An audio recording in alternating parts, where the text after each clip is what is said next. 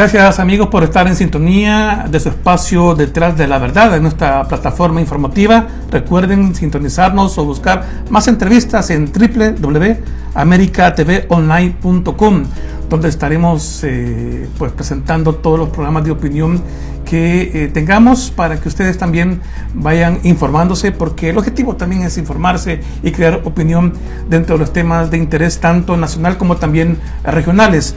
Hoy en esta oportunidad nos acompaña el periodista del periódico El Faro, Gabriel Labrador, con quien vamos a estar discutiendo el tema sobre el oficialismo y también los medios de comunicación actualmente.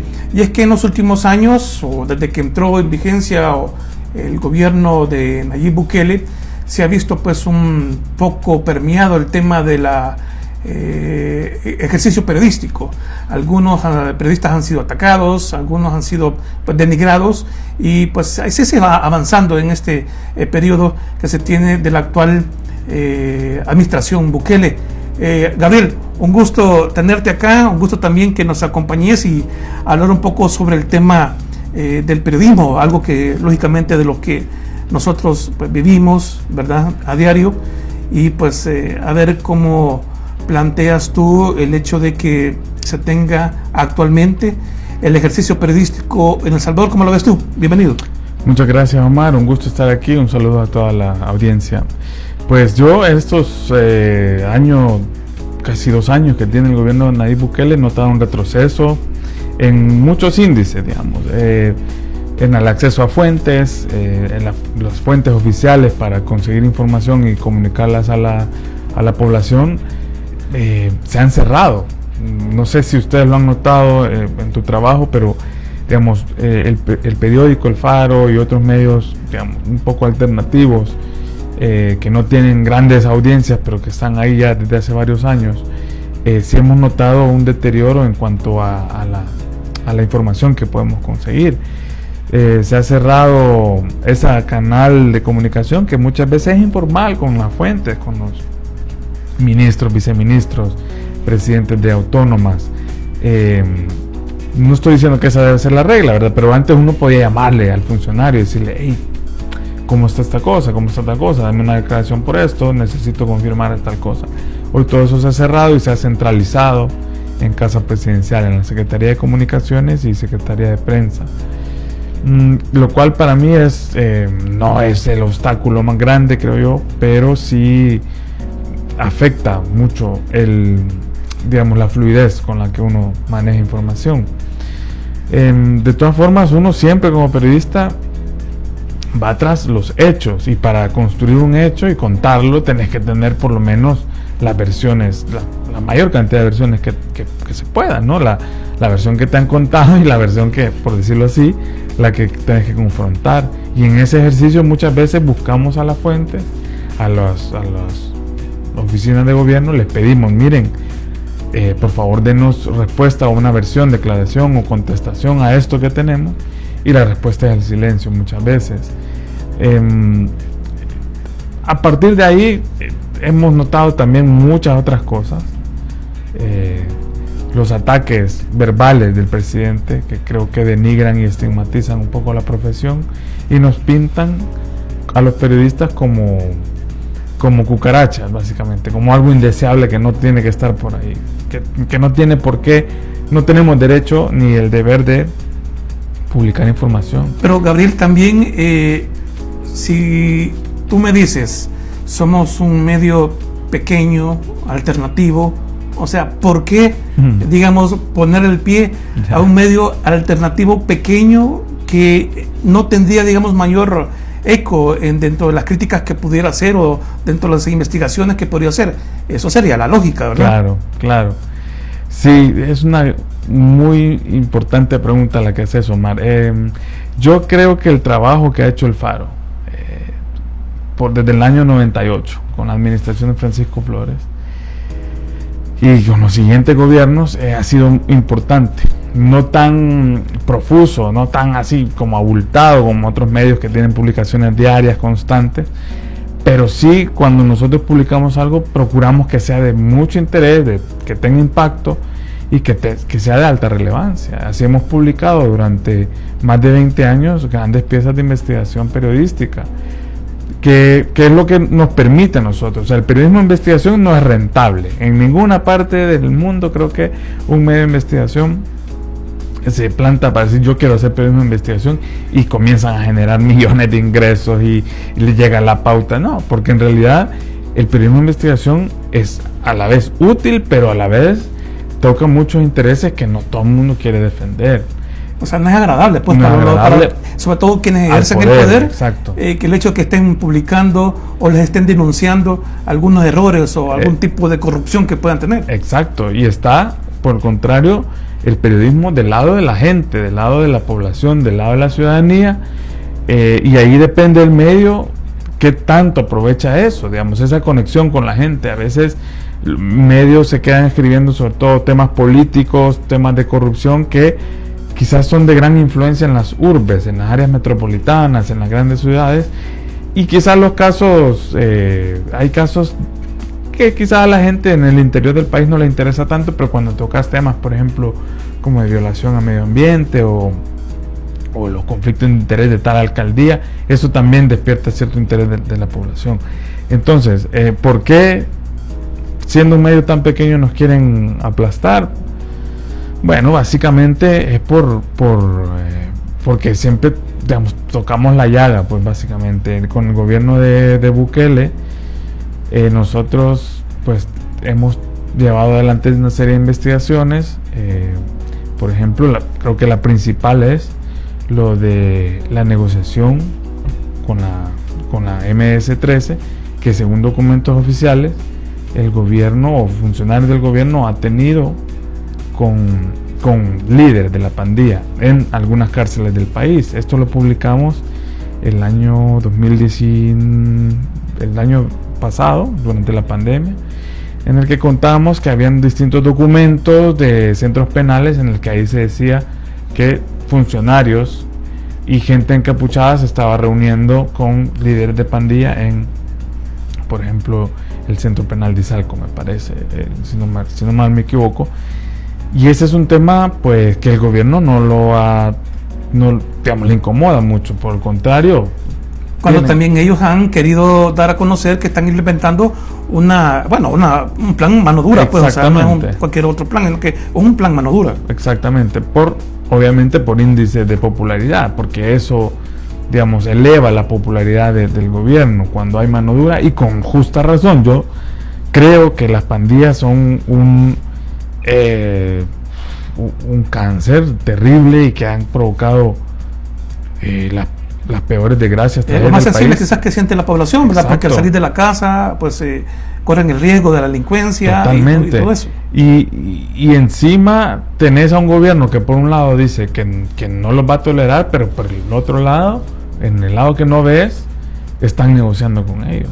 Y estos documentos que publicamos el año pasado mostraba eso. Por ese tipo de investigaciones, yo creo que el Faro, a pesar de que es un medio pequeño, tiene un impacto que difícilmente lo logra alcanzar otro medio. Esta publicación, Omar, tuvo repercusión internacional en yo no sé cuántos países. O sea, vimos noticias republicando nuestro material, entrevistas constantes, y yo creo que también es un poco por el perfil del presidente Bukele, que es una persona que ha sabido permear el internet, el mundo globalizado, y que El Salvador ya es conocido no solo por la guerra, por las pandillas, sino que también porque hay un presidente, digamos, muy fuera de serie, ¿no? Es como un poco... No es tradicional. No es tradicional, se toma la selfie aquella en la ONU. Luego, bueno, más recientemente con lo del Bitcoin, pero después también tuiteando órdenes, así como hacían los telepresidentes de Sudamérica en la década pasada, ¿no? O sea, como algo, como dándose a conocer como con un producto mediático bastante bien hecho. Entonces, por ese tipo de investigaciones y por la persona que estamos fiscalizando como medio, yo creo que ahí es donde al oficialismo no le agrada este tipo de trabajo. Factum, por ejemplo. Entonces realmente, sí, realmente. Ese es Ese es el mantra que tenemos, ese es como el periodismo incómodo. Y yo quiero aprovechar para explicar un poco la razón de esa palabra. Hay unos dicen por ahí, periodistas un poco más clásicos, dicen que el periodismo no tiene necesidad de adjetivos, que el periodismo es periodismo y hasta ahí. Pero claro, cuando el periódico te dice la verdad y tratamos de que sea la verdad, cuando un amigo te dice la verdad, a veces te duele, pues te dice no es así, y se enojan y todo. Pero a veces la gente, aunque no le guste lo que está leyendo o por A o B motivo cree que tenemos una agenda oculta, lo cual no es así. Lo importante es eso, que esté el material ahí para consulta pública y que la gente se dé cuenta de que lo que estamos diciendo en algún momento va a terminar siendo, digamos, lo que era. Entonces el periodismo incómodo nace por eso, ese eslogan de que tenemos es por eso, porque durante 20 años distintas administraciones nos han dicho que éramos comunistas, decían las administraciones de Arena. Después el FMLN, cuando asumió como Mauricio Funes en 2009, nos decíamos que nos habíamos vendido a la NEP y a la empresa privada. Y luego ya con Funes, que somos hijos de George Soros, magnate de la fundación Open Society, y que ciertamente tiene una fundación que financia a nivel mundial muchas instituciones democráticas. Pero eso, o sea, siempre hemos estado incomodando al poder, porque en estos países de renta media, de renta media baja, donde hay mucha pobreza, exclusión, desigualdad, el trabajo del periodismo es ese, pues es como contar las verdades aunque duelan y pese al poder de turno. Bukele, en este caso, él es un brillante comunicador, él y su equipo, y quisieran tener a todo el mundo doblegado, pues, pero el periodismo en ese sentido es mucho más viejo que él, mucho más viejo que todos nosotros. El periodismo ha existido ahí por ya décadas, años, siglos, y siempre ha tratado de apuntar a esa esquina oscura que nadie quiere que se dé cuenta. Hay también un calificativo, Gabriel, dentro de los medios alternativos que estás comentando, en el caso de ustedes, que se les señala, digamos, como medios de oposición, se les señala, o así se les califica.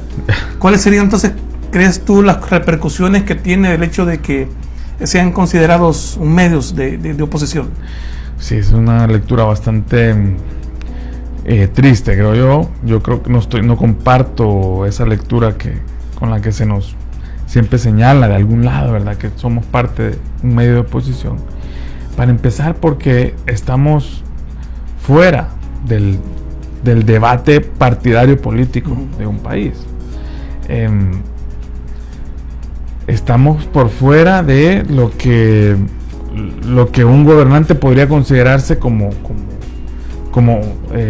un aliado, incluso como oposición. O sea, nosotros estamos fuera de eso, contamos los hechos políticos, al menos eso es lo que intentamos mostrar en nuestras páginas. Ya, aquí viene otro tema, que es cómo los periodistas se pronuncian en sus redes sociales, por ejemplo, que creo que ese es un argumento que ciertamente va de bastante debate, Omar, porque muchos periodistas que promueven esa objetividad o, entre comillas, o ese profesionalismo en su trabajo, en redes sociales se desbocan a veces o escriben cosas muy viscerales, lo cual lo hace como perder un poco esa ecuanimidad como responsable, como periodista. Entonces mucha gente a veces ataca a los medios utilizando las expresiones personales de los periodistas, pero yo creo que hay que distinguir el trabajo del medio con las expresiones personales de cada periodista. Ahora bien, si el Faro, por ejemplo, nos han etiquetado como medio de oposición, yo no estoy de acuerdo con eso, porque el periódico hace el trabajo de informar, de buscar los ángulos que hay que contar y poner bajo en el escrutinio público esos distintos temas. Ahora, que no son los temas que prefiere el gobierno, es evidente. Y el presidente ha sido muy hábil para llevar a estos medios que hemos estado trabajando por mucho tiempo como periódico independiente, a catalogarnos como periódico de oposición. Ser crítico es una cosa y ser oposición es otra. Ser crítico es una cosa y ser de oposición creo que es algo totalmente fuera de lugar. Ser crítico, que siempre el periódico va a buscar la transparencia de la función pública. Esa es la función del periodista, fiscalizar la función pública. Y cuando un gobernante o un gobierno comienza a cerrar las válvulas de información, comienza a tomar decisiones que afectan no al periódico, sino que a la sociedad en general, porque le afecta su derecho a saber, creo que ahí podemos ya empezar a hablar de que el medio puede ser crítico al gobierno, porque estamos notando un retroceso en varias áreas. En el acceso a derecho a información hemos visto ese retroceso. En seguridad pública hemos notado este tipo de temas. Con el discurso creo que se nota mucho también que hoy tiene el ministro de Seguridad sobre el tema de los periodistas. Exacto. Y sobre distintos temas, la economía. ¿Cómo no vamos a fiscalizar estas decisiones que están tomando con la llamada moneda Bitcoin? O sea, toda esa decisión que va a afectar nuestro bolsillo tenemos que fiscalizar de alguna manera, y a veces la narrativa que ocupamos para contar nuestras notas es crítico porque hay muchas respuestas que no se han respondido, muchas preguntas que no se han respondido. Cuando hacemos preguntas no las contestan, a veces sí, a veces con información medio ambigua. No hay manera de no ser crítico con gobiernos así, con gobiernos tan, creo, proclives a la mentira. Solo por mencionar algo, el Hospital El Salvador. O sea, el Hospital El Salvador se vendió como un proyecto de 3 fases que iba a tener camas, 2,000 camas, 1,000 camas de cuidados intensivos. Al final terminó con 2 etapas y un vacunatorio. Que cambió de curso a medio camino, sí, pero eso nunca lo transparentaron. Y cuando salió inaugurando la primera fase, el presidente dijo que ese era el hospital. Después decía que era solo la primera fase. Es decir, es un gobierno, creo que bastante dado a manipulación de la opinión pública, y ese es nuestro terreno también. O sea, cómo descubrimos que alguien está diciendo mentira, como periodista toca desenmascarar. Pues como encarar, ¿verdad? Sí. Lógicamente, pues sí, o desenmascarar realmente si está diciendo la verdad, sí, o no. Vos mencionabas lo del ministro de Seguridad, Gustavo Villatoro, cuando mencionó en una entrevista de radio que le estaban dando seguimiento a periodistas. Estaban monitoreando, y él luego dijo que están monitoreando también, dijo, la patrulla digital, algo así.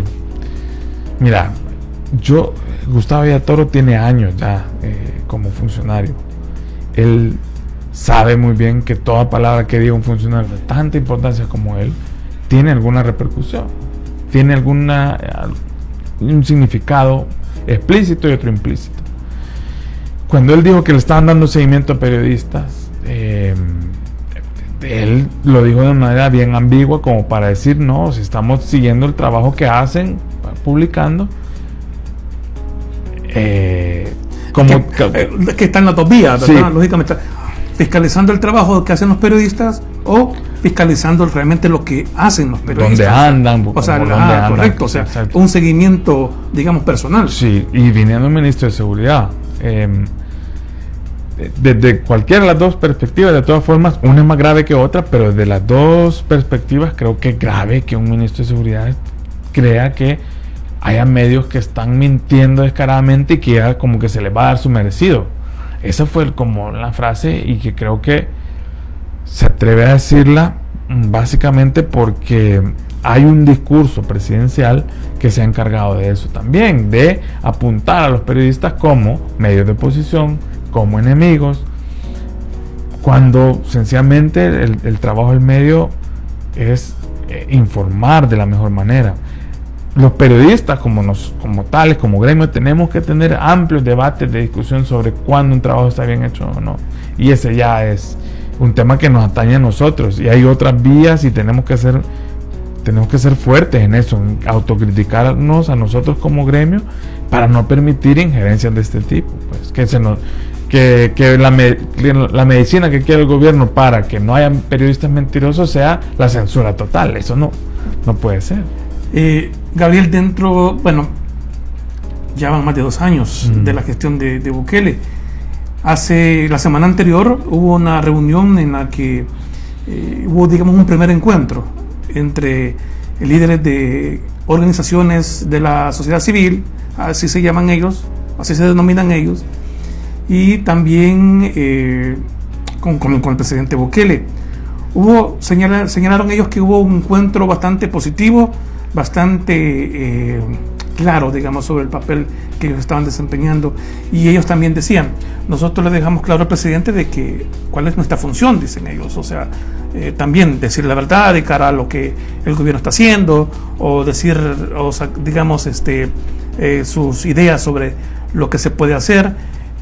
¿Cómo calificas tú también entonces el hecho de que se dijo que había un compromiso de parte del gobierno para tratar de mantener la democracia, cuidar también la libertad de prensa o de expresión? ¿Qué lectura le das tú a este primer encuentro que tuvieron estas organizaciones con el presidente? Sí, fue un punto de quiebre, siento yo, como que algo, una pieza cambió, alguien apretó una tuerca. Estados Unidos fue el que gestionó para que se diera esta reunión. Exacto, fíjate que vi la conferencia, vi cuando mi colega del Faro, Jimmy Alvarado, le preguntó a las organizaciones si Estados Unidos tenía algo que ver con la conferencia, y el director ejecutivo de TJ, me parece, respondió que precisamente Estados Unidos había facilitado ese encuentro. Y ese es un punto de quiebre interesante, en el sentido que Bukele ha tenido una actitud zigzagueante con Estados Unidos. Con la era Trump era bastante amigo de la era Trump. Con la llegada de Biden tuvo que pagar bastantes miles de dólares en lobby en Washington, miles y miles y miles de dólares para tratar de mejorar su imagen, porque ciertamente no estaba bien parado con los demócratas en Washington. Y vemos a los demócratas cuando viene la vicepresidenta Harris, visita Guatemala y visita al vicepresidente Yamatei, y es con él el que tiene el diálogo, no es con Bukele, que es supuestamente quien se vendía como líder de la región de Centroamérica. Entonces eso creo que marcó un... Yo creo que también tomó por sorpresa el hecho de que tomaran, digamos, más acercamiento con el presidente de Guatemala que con Bukele, quien supuestamente era, digamos, como decía, el líder. Sí, nos vimos ahí, ¿verdad, Omar? Estábamos en el Palacio, es cierto, en Guatemala, exacto, allá en Ciudad de Guatemala, y vimos cómo el presidente Yamatei, pues sacando pecho de que habían venido a Guatemala, ¿verdad? Los gringos. Y sí, a El Salvador le afectó eso, que no fuera el interlocutor inmediato de Estados Unidos. Ahora, entonces Estados Unidos está tirando como claves, está tirando pautas, tiró la lista Angel, tiene la ley Magnitsky que la puede ocupar en cualquier momento, acaba de anunciar otra serie de medidas, para funcionarios. Es decir, y creo que la lista Engel sí le pegó bastante duro al gobierno de Bukele, que salieran funcionarios de su gabinete mencionados. Creo que sí lo ha hecho girar, y creo que en un momento en el que Estados Unidos también ha dicho que le va a empezar a dar dinero a organizaciones de la sociedad civil para que sigan haciendo su trabajo, yo creo que entonces Bukele fue hábil y dijo, bueno, mejor me acerco con ellos y trato de limar las asperezas. Las asperezas, correcto. Ahora, las organizaciones lo que han dicho es, ustedes periodistas tienen que preguntarle al presidente si ratifica todo lo que nosotros nos dijo, porque claro, eso quedó ahí en secreto. Hay que ver si lo que se dijo después. La revista Gato Encerrado, por cierto, que es otro de estos medios chiquitos, publicó una nota bastante completa sobre qué fue lo que se dijo en esa reunión. Habrá que esperar entonces si realmente se puede esperar, digamos, algún giro, o como dicen, bajarle volumen también, digamos, a la confrontación que había o que hay con algunos periodistas y medios de comunicación. En el caso de ustedes, hasta su director editorial, ¿verdad? Que fue también pues expulsado del país. Sí, nuestro editor, el mexicano Daniel Izárraga, que es un periodista connotado en México, periodista de investigación y que ha hecho múltiples investigaciones de corrupción. Iba a trabajar aquí de planta con nosotros, estaba gestionando su permiso y mediante un proceso bien arbitrario se le sacó del país. Al mismo tiempo, a otro colega que estaba gestionando su permiso, porque no estaba en el país, se le dijo que no tenía ánimo o voluntad, no manifiesta de querer trabajar en el país, y también se le prohibió su entrada. Entonces llegamos a una etapa en la que el presidente con el Faro al menos pues mantiene esta retórica de ataque. Tenemos auditorías de Hacienda en la que básicamente las conclusiones que han sacado no se apegan a la realidad, y eso es bastante preocupante porque quiere decir que Hacienda está montando casos básicamente de evasión de impuestos donde no hay. Hace estas decisiones contra periodistas y editores de nuestro medio. En una conferencia de prensa nos acusó de estar lavando dinero, y eso es totalmente descabellado. Uno, porque nunca, ni siquiera nos han investigado de eso, nunca nos han avisado de nada, llevamos nuestras cuentas en orden.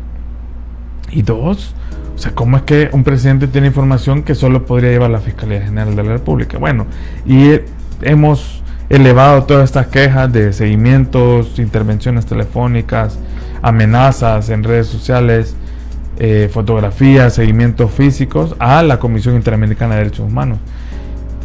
O sea, yo no sé en qué va a terminar la relación del Faro con el presidente. Y esa es una de las cosas que te iba a preguntar. ¿Cómo ves entonces de aquí en adelante, digamos, esa relación del gobierno y los medios de comunicación? Porque hablo de medios de comunicación y no específicamente el Faro, porque todos los medios creo que estamos aquí, o sea, podemos ser también amenazados, porque si decimos algo que al presidente no le guste, entonces creo que caemos en el calificativo donde están también, digamos, en este caso, pues los que le critican.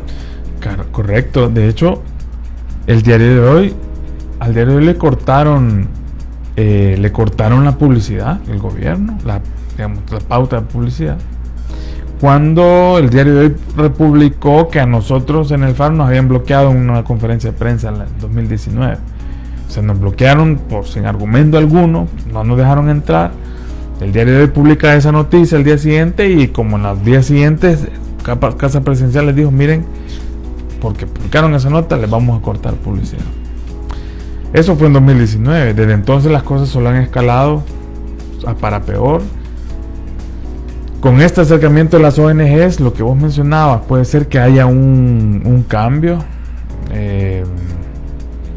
pero hay que ver, vos. O sea, yo siempre creí que nunca podía ser peor, digamos, cuando se espera que las cosas puedan ir mejor. Sí, pero de repente las conferencias de prensa le sirven al presidente para decir mentiras, básicamente, o callar a los periodistas que le están preguntando cosas. A mí me apagó el micrófono en Casa Presidencial en septiembre de 2020. No sabemos en qué puede terminar esto. Yo creo que Estados Unidos está moviendo piezas. De todas formas, nosotros en el Faro vamos a seguir trabajando. O sea, tenemos investigaciones en curso. No solo el gobierno Bukele, un periódico es contar el país. Y si nos quedamos solo siendo monotemáticos, ahí sí estamos correcto, equivocándonos. Pero hay que ver. Estamos en el mes, ya terminó el mes del periodista, de julio, 31 de julio fue el día del periodista, y creo que había poco que celebrar, básicamente. Hemos notado un retroceso en el derecho al acceso a información y el derecho a la libertad de prensa, que al final es también derecho a la ciudadanía, estar debidamente informada, y solo una ciudadanía debidamente informada, creo yo, puede tomar las mejores decisiones, o al menos saber en dónde está parado, pues. O sea, creo que es lamentable que se haya deformado tanto la profesión de los periodistas. O sea, ahora ni con el FMLN, que también me pareció grave algunas cosas que hicieron, me pareció que habíamos llegado a estos niveles donde se nos ataca y la gente cree que tiene derecho a atacarnos. Sí, correcto, porque si ven, digamos, que tienen más poder hace eso, entonces porque nosotros no. Exacto. Entonces, vemos las consecuencias entonces, y los ataques, sobre todo en redes sociales, que creo que son donde más abundan en con la metodología que ha implementado este gobierno. Gabriel, agradezco tu visita en esta oportunidad a hablar sobre esto. Creo que nos quedamos cortos porque hay de hablar realmente mucho sobre lo que está ocurriendo en el país, y el tema de hoy pues lógicamente era para hablar un poco sobre los medios de comunicación, el periodismo y también la actual administración Bukele. Agradezco tu visita, Gabriel. Muchas gracias, Omar, un saludo a todos y espero que haya otra oportunidad para profundizar más en las ideas. Claro, así será entonces. Agradezco también a ustedes su atención y recuerden que estaremos publicando nuestras entrevistas para que ustedes se informen, para que ustedes también generen opinión sobre estos y otros temas. De igual manera, ustedes pueden comunicarse a www.americatvonline.com. Hasta la próxima entonces.